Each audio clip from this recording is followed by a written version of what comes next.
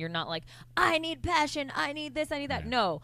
This is when you're in a relationship and you're trying to just keep it fucking moving, because that shit is not easy. No, because it has to constantly move and expand. It changes in inevitability. There's no such point in time ever that change is not in inevitability. And the people that just sort of settle in or settle down into their relationship are doomed. The millennial generation is as follows. Welcome to Surrounded by Idiots Radio Podcast. Well, it's that time of day or month or week again. It's the Surrounded by Idiots Radio Podcast with your lovely hosts, Dr. Tony Dufresne and the wonderful Lexi Rodriguez from beautiful San Diego, California. Hey, Lex. Hi, how's it going? It's going well. Scottsdale is well and good. Vegas is well and good. I've been going back and forth there quite a few times, too. And nice. Winter in our part of the world is usually fairly mild. And I was brought up in Southern California, and I've only just been out here and there. So I would be a winter wuss if it came down to it, because I've got friends back east, and also friends over in Europe, all my friends in Holland. I say hey to them, and that it's brutal. It's just brutal what some people go through every single year in regards to going through the 4 seasons. I don't know 4 seasons. I know 2. Or maybe 2 and a half, maybe 2.5. And I think kind of the same with you, because you did the opposite. You started in Tucson and went to California. It's beautiful over here right now, man. It's like the daytime is summertime, borderline like beach day. And then nighttime you can bust out your beanie and your leather jacket and throw on some boots, and you're celebrating winter. So. I would say anybody who's interested, just follow you on Instagram, because you are very active on Instagram. Yeah, follow me. I'll show you the head. You and your Instagram stories. So today I brought up the topic with Lex, and we kind of bounced it around a little bit. And it's something I've been wanting to talk about for a while. And it's the three things every single successful relationship has to have. Right. You have to have it. The people that I've talked to, the past situations where I've been a family systems, I've been a couples therapist, doing all that kind of stuff. The people that I deal with in regards to the coaching, the one-on-one, and my own personal experience, I found that I've whittled it down to these 3 things that I've seen in every single successful relationship that I've ever seen or witnessed or been involved with. Right, and mine are basically based off of my personal experience, and I'm still learning as I continue to date. But you know what's interesting to me is I work with a lot of people on relationships in general, whether it's with their boss. We've talked about this before. It's with their friend, their family. They just rekindled a relationship with their cousin that went off the rail or whatever prior. And these are all very similar. We're going to talk about solely intimate relationships and your potential significant other. But if you're listening and you're solid in that aspect, or you're just single as fuck, and you can kind of relate what we're going to talk about to your job or to a relationship in your life that may be a little bit uneasy, that you're trying to really just like seal and make it solid. Yeah, I think this comes down to having a sort of a impromptu checklist in regards to do I have these 3 things. And of course I have my own. We haven't talked about our 3 things prior to the show, because I always like seeing where you come from and what your perspective is, and if it's a little bit different than mine. So but I think that these, for me, I think these 3 things you absolutely need. You've got to have these, at least these, in order to move forward. There's some other things. There's some other extra things. And humor didn't make my list, but I think that's a huge thing, sense of humor, and having that. But a lot of people have no sense of humor, and they're with other people that have no sense of humor. So you're right. That's why I figured that probably wasn't one of the. So there are a ton of things that are relative, but what we're going to speak on is kind of the main traits that you should be looking for within your duo of a relationship, or maybe it's not a duo, maybe it's a trio or a quadruple, and if that's the case, whatever it takes, holler at me. And if that is the case, then go back to our fantasy relationship podcast, then you'll get the gist of that. So the 3 things that I came up with are the 3 things that are absolutely, that every successful relationship has. 3 things. The first thing is they have amazing communication. The second thing is they have respect for each other. You got to have respect for each other. The third thing is you have to support their your other half's life. You have to support totally. them in regards to their own independent life, what they're doing, where they want to go, what their accomplishments are, where their career goals are. There has to be that level of support. There has to be. So it's not only just respect for the other person, which is a no-brainer. It's not just communication, which is actually a super no-brainer because everybody talks about that all the time. But it makes perfect sense, and I think it's absolutely necessary. But I really think you need to support your other person. Oh, 100%. Because it can't be. The thing is with support. Well, let's break down yours a little bit, and then we'll get into mine. The thing is with support is it can't be a competition. And you know what? I see a lot of relationships, and I talk to a lot of people and a few of my clients that are having issues in their relationship because they feel like this fucked up emotion that they're competing with their significant other, whether it's to make more money or to have more friends or even to be the loudest in the room and the most charming in the room. Because a lot of times, I mean, I have a couple of friends where I'm like, you guys are both so fucking rad, and it's hard for me to even choose who I like better, Do you have to choose? Is no, but you know how when you are friends with a couple, it's like sometimes and I'm very good at being neutral, but I see the competition in them. That's what I'm saying, is I see it. Okay, yeah. So rather than compete, support, like Tony said, that's huge. So maybe see that your husband's taking the lead and making everyone laugh in the restaurant, but instead of getting irritated and trying to jump in and make everyone laugh louder, just fucking take a step back and be like, hell yeah, that's my dude, he's hilarious. I see more competitors than supporters is all I'm saying. And I agree. And that's an ego thing, of course, obviously. It's just the ego thing bouncing out. And it's all context too, because you could be having a pretty crappy day and your husband's he's kind of a flirty, very outspoken, extroverted guy, and he's going to be he gets to the restaurant and he's on stage, throwing things here, throwing things there, and sometimes you just are not in the mood for that at all. Totally. Even after your first couple glasses or a couple bottles of wine, you're still not able to deal with that. So I get that. That makes perfect sense, and I think that we always take a look at the big picture here. What Tony's talking about right now, I think, is the very beginning, right? When you start dating someone, you're not going to know everything about them, or you're not going to know exactly what they bring to the table immediately. You have to kind of dig and get to know them, and you have to silently read them. I think it's huge for you to be transparent when you just start dating, because they're going to see you being transparent, and they're going to feel like, okay, I can be myself. And then that's where you take the notes in the general dating setting to move forward, and then incorporate these important aspects of what you need in a relationship, because what we're talking about now is what you've built to from dating. It's not when you start dating, you're not like, I need passion, I need this, I need that. No, this is when you're in a relationship and you're trying to just keep it fucking moving, because that shit is not easy. No, because it has to constantly move and expand. It changes in inevitability. There's no such point in time ever that change is not in inevitability. And the people that just sort of settle in or settle down into their relationship are doomed, because relationships are a living thing, and they're always expanding in one way or the other, or they need to. And if they don't, they die. It's just like a plant. You get a plant, and if you stick it in the corner and just keep it there, it's going to die. So it's a matter of, if you just want a relationship because you want a relationship, it's going to die. It's got to be fun. It's got to be giving. It's got to be inspiring. It's got to be all those. It's and everybody, and then you get into the whole thing about people saying, "Oh, relationship, they're hard work."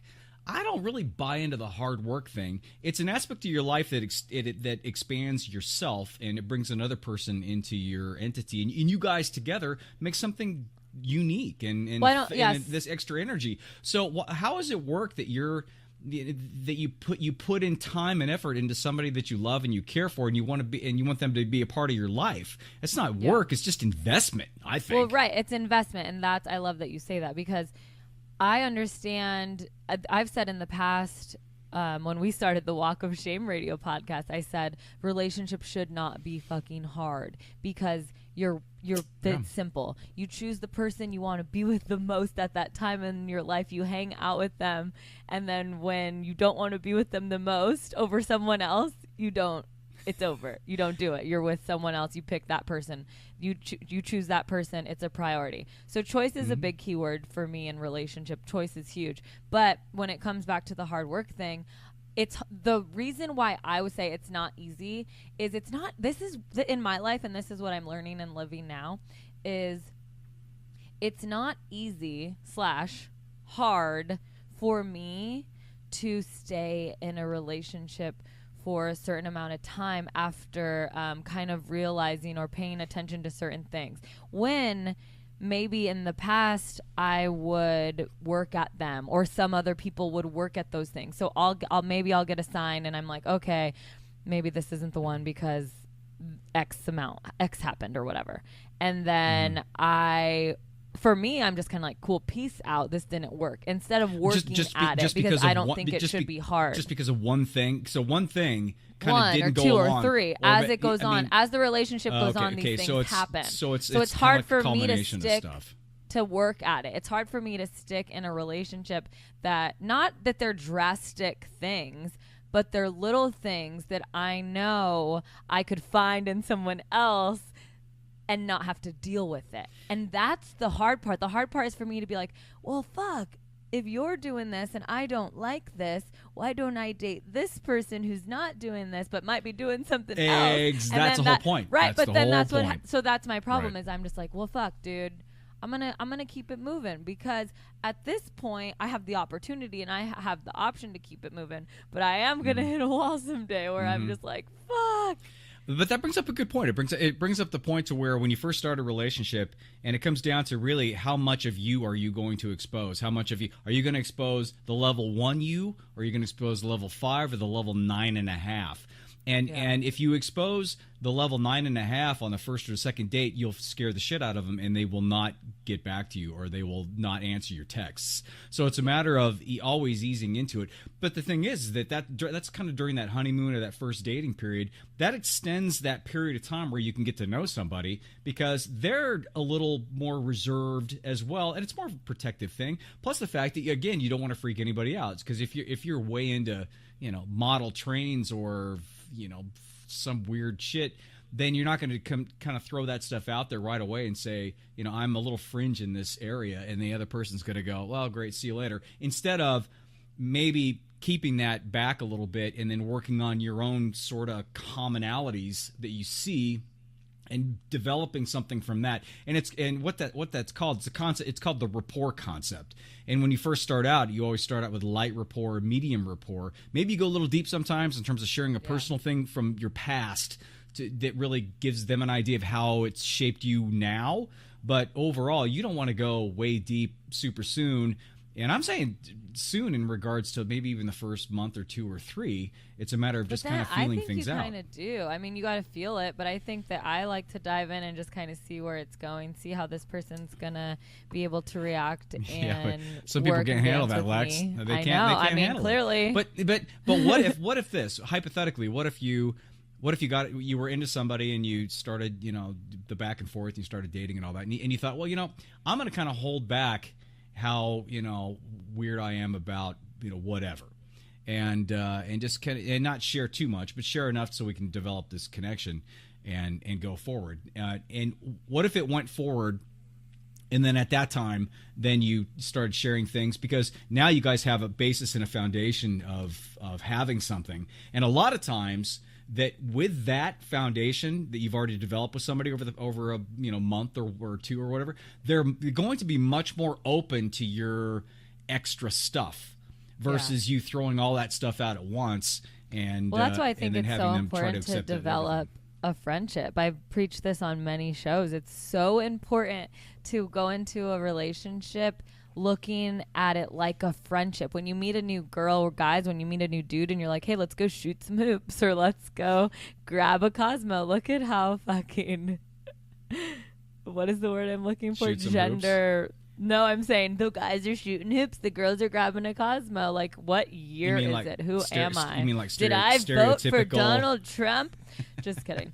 But when I go into any relationship, I go into it thinking, okay, if this doesn't work romantically, then hopefully this dude and I can be homies, and I'm gonna set that solid base of friendship on the first date, because then if it doesn't move forward, then we can step back and go to the relationship that we established when we first started hanging. On one of the first dates I went on, that was the first conversation I had with the dude.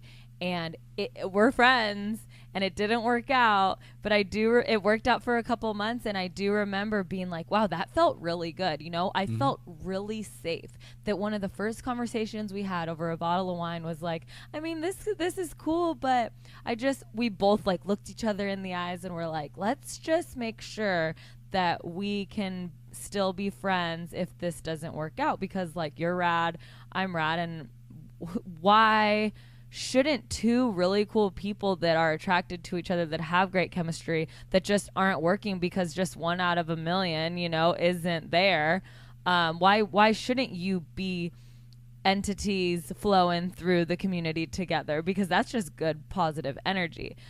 So I think establish a friendship and then move from there. And I think if you establish a friendship, then the other person is more vulnerable and they're more open to being who they are, whether it's too much or not. It won't be too much, because if you're on that friendship level, it's just going to come off very casual and very open and very just free to be me, you know? Yeah, and other people are going to receive that. You're establishing really well. trust in the friendship. Yeah, I so think that's I want to say that's a good mine approach. then. Yes, please. What were yours? And then we'll go into mine. Again, mine were communication, respect, and support. Those are my I three. love them. My three things I've always seen in every single successful relationship I've been involved with or saw or whatever. Totally. So what are yours? And these are things that I've seen in people as well. But my three things that I think any successful relationship needs to hold and carry with them at all times is passion, emotional intelligence, and I think that it's timing.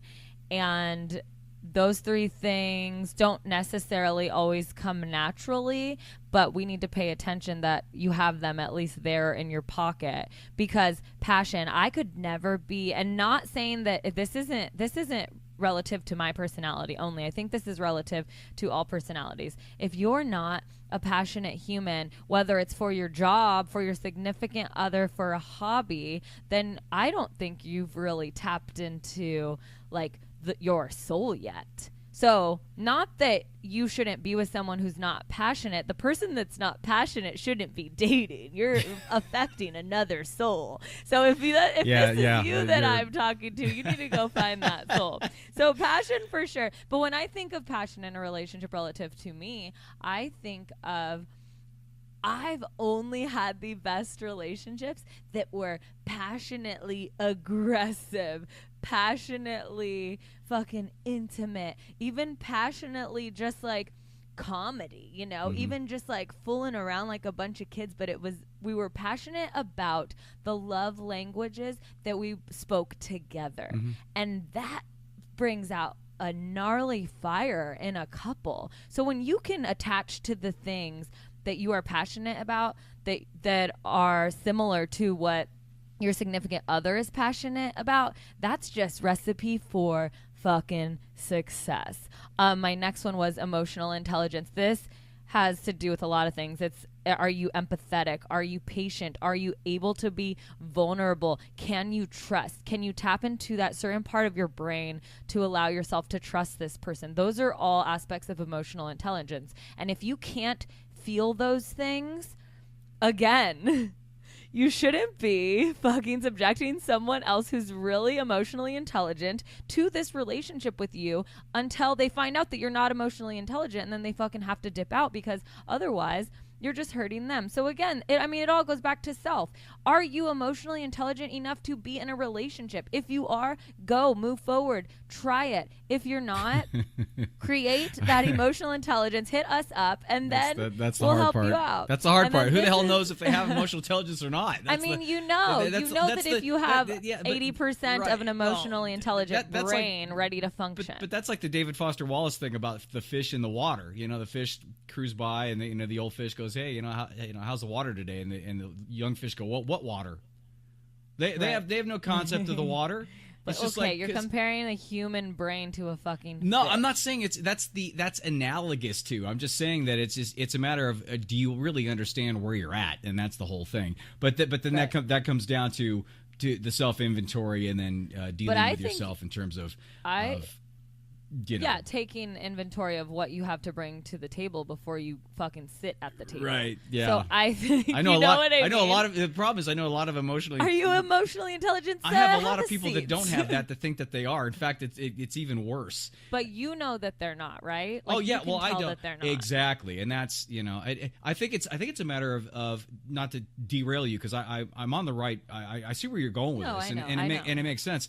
But I think it's a matter of if you have had problems and if you keep having bad relationships, maybe bringing in your support group, your tribe, and saying, where do you think that I can, do this or that? Maybe they'll expose to you that maybe you should work on your emotional intelligence on some form or fashion, or and a then certain that would, aspect of your emotional intelligence, Right, right? 'cause there's a lot maybe of- there's a you're lot not of- empathetic. yeah. Maybe you don't know how to express yourself. Maybe you're more of a shower as opposed to a sayer. You know what I mean? Like, you are going to express yourself differently. Mm-hmm. But if you have the emotional intelligence capacity to be able to communicate that to your significant other, so you're even communicating as an aspect of emotional intelligence. If you're smart enough to know that, fuck, I'm feeling this way, I need to sit down whether I like it or not and communicate to my significant other that I don't like the way he made me feel yesterday, and that's emotional intelligence. Those are all things that we need to tap into before we take responsibility to be in a relationship. Before we take the responsibility to be in a relationship, that's serious. We say this all the time. It is not a light thing. If you're going to take responsibility for someone else's feelings, own it, be emotional, and be emotionally intelligent enough to do that, to take that into your hands, and to be accountable to, if things go badly, and then look back and take accountability for what happened from your position. right. And That's my all. last And that's how you thing learn. is Go ahead. timing. Timing is so huge, right? It's like that's Oh, and yeah. that's out of our control, right? It's like you need timing, whether you can control it or not. It needs to be on your side. You can't control anything going on in someone else's life, and you shouldn't try to. And I honestly can control most of what's going on in my life, but not even 100%. There is shit that happens that I can't control. And if that's going to affect my relationship with another person, that's out of both of our hands. So that's kind of something that you kind of just throw the towel, you trust, you get to know this person, you like this person, you love this person, you start to move forward, but you always hope and pray that timing is on your side, because if it's not, you cannot force timing. You can't. No, it's a flow, and sometimes you could be totally right for each other, and it's bad timing. And I feel like I've been totally right for multiple people, and the timing just wasn't right. Oh, that and happens I was a like, lot. Okay, Yeah. cool. That happens a lot. You know? It's one of those things where whether you believe in soulmates or not, I think there's a lot of people. I think people operate on other people's frequencies, and when you find somebody like that, it's like an automatic connection. And when you have that, and it just so happens to be where it's bad timing, it's really frustrating, because that's happened to me a number of times. Super frustrating. But it's a matter of just understanding that is a huge component to it. That's a huge component to anything starting and progressing forward is to have the right timing. And if you try to force it, it's not going to work, because you're trying to force things that are out of flow. Right, and then it's just going to fuck with your psyche more than anything. and You're going to be like, why isn't this working? It's timing's above your head, just kind of brutal. like, it's me, motherfuckers. Yeah, I'm not on your side. That's almost like looking at something and saying everything is like a house, and you're saying everything is perfect. This is exactly what I wanted. I wanted this. I wanted that. I wanted the yard. I wanted the pool. I wanted this. And then you go to put the offer in, and like somebody else already bought it or something, and you're like, oh fuck, this seems like it'd be perfect for me. Like, absolutely, this is like the perfect place. I've been looking for a year. I finally found this one, and now it's gone. That's so frustrating, but that's the same thing that happens in regards to timing with another person, that it just doesn't mesh up. So it's a matter of just understanding that and kind of moving forward. It's tough, though. I have clients and I have couple friends that they look so happy, and they've been happy for so long, but it's like been 5 years, and you can tell they're both just kind of like walking through life, this is my boyfriend, you know, and I'm like, no, where's the passion? Find that passion. You're there. You're in this relationship for a reason. It's there. Do not let the fire burn out. Just make sure you're there. You're passionate. You're emotionally intelligent about what you need to do, what you need to communicate about, and what's popping with the timing, devil. If somebody's asking if is this a waste of time, the answer is yes, because they wouldn't ask the question if they didn't think it was. Now the issue with that is the fact that that's what they think at the moment. That's what they think in context. Is it true or not? We don't know. It's a matter of getting into their head and finding out what the deal is and what has changed and what's not there. Is communication not there? Is the intelligence not there? Is the respect not there? What's waned off? What's different? Did you expand in different directions? That's the whole point. If it does get stale, there's a reason why it gets stale. If you ask yourself, am I in the right place? That means you feel as though you're not in the right place. Just to be totally clear. But but it doesn't mean that you're not in the right place, if that makes any sense. It just means you're feeling that way at this moment because there's a disconnect. And that's when you have to kind of get back into yourself and figure out what the hell's going on and what's changed. And then you have to make a decision in regards to moving forward. Is it what's best for you and the relationship? More you than the relationship, because ultimately when it comes down to it, you've got to be at the top of the food chain. You have to be. Right. You have to be. Remember, you can go to javabud.com for everything from all the podcasts and the videos and stuff. This is going to be on video as well. It's posted in there as well, the video of the podcast, and you can reach me and you can ask me any questions and stuff. I'm gonna also plug the book Surrounded by Idiots. Here it is on the video. Oh my gosh, I've been reading it. I'm halfway through. It's so great. Oh, thank you very much. And you know what? I think it's just easier for me to read though, because you're like one of my best friends, so I'm like, oh, okay. This is easy. and you can hear it in my voice, and I can write. hear your voice. It's so good. Did I not write? Thank you. Did I not write the book in the voice I talk about in the podcast? I mean, it's easy read, and I think people will appreciate that, especially all the idiots reading. Including me and you and everybody else. So, but what I was gonna say is, if you guys throw me whoever throws me like a decent show topic, I'll send you a book for free. Oh, yeah. That's a good one. I'll give it out. I'll send you a book free. Tony@javabud.com. You send me you send us a good show topic, and if we use it, I'll send you a book. I want to talk about sex too. Let's get weird. I tried Didn't we just do that not the last time, but the couple weeks before. I posted a video about what's popping in the millennial sex world, and I was getting a lot of DMs from chicks that are saying that like they don't have as much sex as they would like. Oh yeah, okay. That's the next show. That's what we're gonna do. So then I looked it up kind of online, and it's saying that millennials are so very careful about who they have sex with, and this goes back to a lot of our topics before. But it's just not a thing. Sex isn't a priority, and you guys are having apparently the sex toy business is just, skyrocketing. No pun intended. Oh, okay. But, really? So that's okay. So more of a human sex. See, that's okay. We got to get into that later. In fact, let's do that for the next show. That's intriguing because I have a couple questions for you on that. So and you can reach Lexi at crucialawareness.com. Yes, Lexi at crucialawareness.com. Lexi Marie Rodriguez is my Instagram. I'm getting all my socials together for my website. And I'm stoked. It's been a work in process. Entertaining Instagram. I highly recommend following you on your Instagram. It's hilarious. Follow me, Lexi Marie Rodriguez. I post doofus pictures of Tony all the time. Yeah, no, don't follow her for that reason. There's just you just kind of roll through. It's kind of fun to watch your stories. So all right, everybody, we'll talk to you later.